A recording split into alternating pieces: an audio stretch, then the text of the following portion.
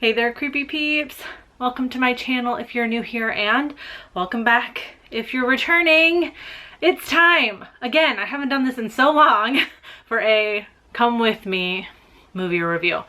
Obviously, I'm not going anywhere. Antebellum is out, and I've been so excited for this movie. We were supposed to get it in April, but obviously because of the pandemic, that did not happen. But luckily we've been blessed and they decided to release it on video on demand today. So like I said, I'm not going to be going anywhere technically, but I'm going to be doing this review come with me style. So I'm introing it now. I haven't seen the movie yet. I'm going to watch it and then come back and just give you my immediate thoughts, first impressions. I'm very excited for this though. I'm a huge fan of Janelle Monáe, so I would pretty much watch anything if she's in it, even for just a second. So I'm very excited about this.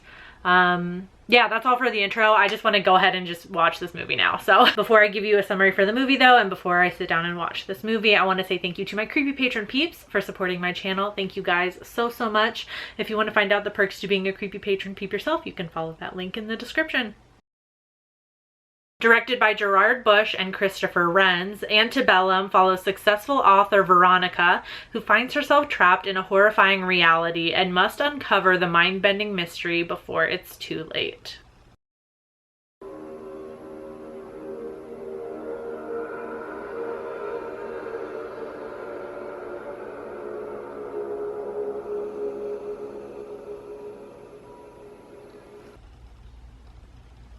Alright, so I'm gonna tell you right now, there's gonna have to be a spoiler section. So I'm gonna do it spoiler free, give you my rating, and then kind of as a post-credit scene, if you will, I'm gonna talk spoilers. I was not expecting it to play out like the movie did. I think maybe that's because I was thinking too much about Kindred, although I haven't read that book, so I don't know how the time traveling kind of thing works in the book, if that even is what the book's plot is.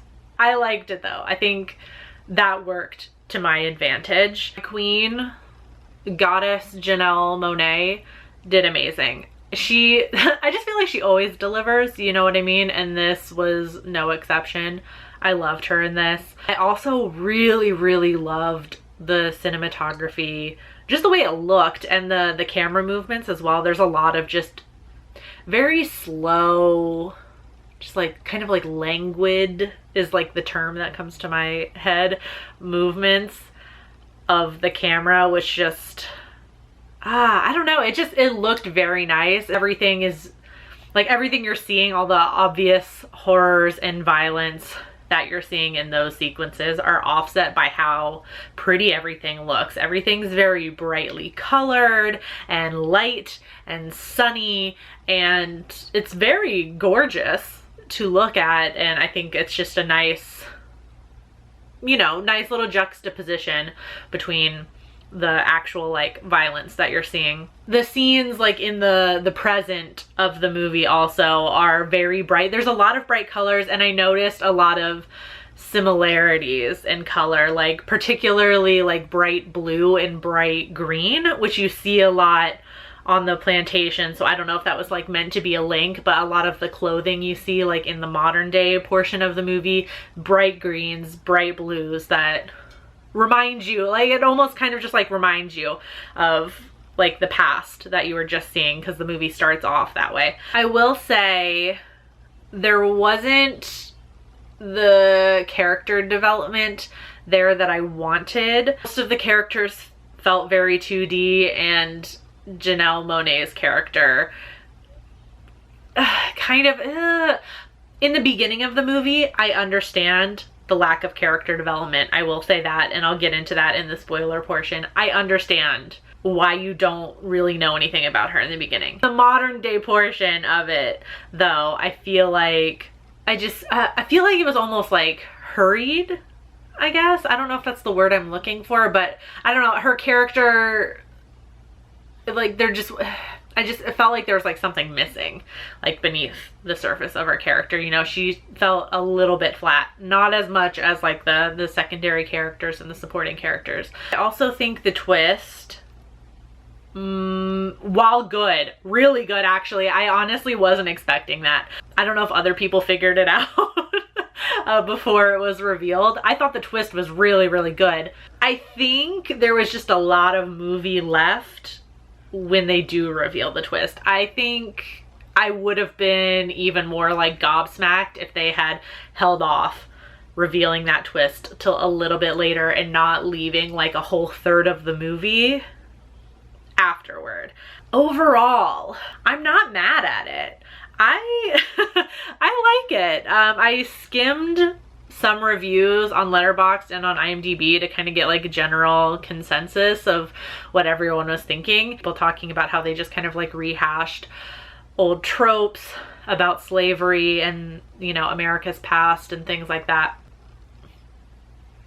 A white person saying this, so this, you know, does it really matter what I think about this part? No. I liked the way they married the past and the present, because especially lately, I feel like at least a lot of the discussions I'm seeing on the internet, whether like actual discussions or just hate being spewed, almost get the feeling that like some of these people, when they're just like spewing racist bullshit, would love for, you know, slavery to still be a thing, or they talk about like their Southern heritage when they're arguing for the Confederate flag or whatever. I was satisfied. I think I was excited for the movie, and could it have been a little bit better?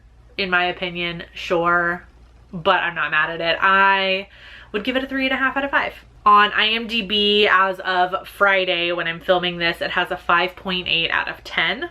On Rotten Tomatoes, it has a 31% critic score out of 93 reviews and a 55% audience score out of 11 reviews. And then on Letterboxd, it has a 2.8 out of 5. From those of you that I do follow who have seen it, it is like all over the board. So thank you for watching. If you liked it, please give it a thumbs up. Subscribe if you're new here. Become a Creepy Peep today. I post 2 new videos a week. I will see you guys very, very soon. Until then, stay strange. Now on to the spoilers. Okay, so I just wanted to talk about, or I guess clarify some of the things I just said. If you have seen the movie, or if you're still here and you want it spoiled for you, don't come crying to me when you're mad about it though. I think that whole twist that this was taking place in modern times, like it's not actually the past and present, that's what I thought it was going to be, but I don't know, maybe everyone else had it figured out. I thought it was a really good twist when that guy like pulls out his cell phone and you're like, what the fuck? Because like I said, I feel like some of like the hate I just see on the internet nowadays, like you almost wonder, like when some asshole is arguing that the Confederate flag is their Southern heritage, you know, it makes you think like, God, it almost just sounds like you would love to be in this like Civil War reenactment. I think the twist could have been held off a little bit. It was very, very Village-esque. It was very Village-esque. Because the way they like set up that kind of like transition from the past to the present makes you think it's sort of like, maybe not that she's time traveling, but maybe, I was thinking maybe it was like a past life sort of thing. But my only problem with revealing it so early is they, like I said, they had all this time to maybe say something about what's going on, and that's what I noticed in a lot of reviews that I skimmed through. Some people thought that, you know, the movie didn't really say anything. And what I was saying earlier with the character development, I think I agree to an extent. I think the character development should have come in when we go to like the modern day, which is her flashback before she gets kidnapped, because that's actually who she is. It made sense not to reveal that in the beginning, like, because it was kind of confusing and scary when the guy's like branding her and telling her to say her name, which you realize later on because that's not her actual name. I get the lack of character development in the beginning. I think that worked to the movie's advantage, but when we get to like the modern day portion of it, I wanted more character development there. But yeah, Okay, that's all. I just wanted to like clarify some bits. I always feel bad about talking so vaguely to try and keep it spoiler free. So maybe those of you that have already seen it or don't mind the spoilers, I guess, if that's your jam, then you have a little bit more clarification on my thoughts. So that's it. If you're still here, thank you for being here. And let me know your thoughts in the comments. Of course, if you're gonna talk specifics, just give a spoiler warning if you could, because this movie just came out this weekend. So let's give everybody some time to watch it, you know, and not have to accidentally get something spoiled for them. That's it. Yeah, I'll talk to you soon. Stay strange. Bye. It's weird outroing it when I've already done my outro. I don't know. Should I do one of these?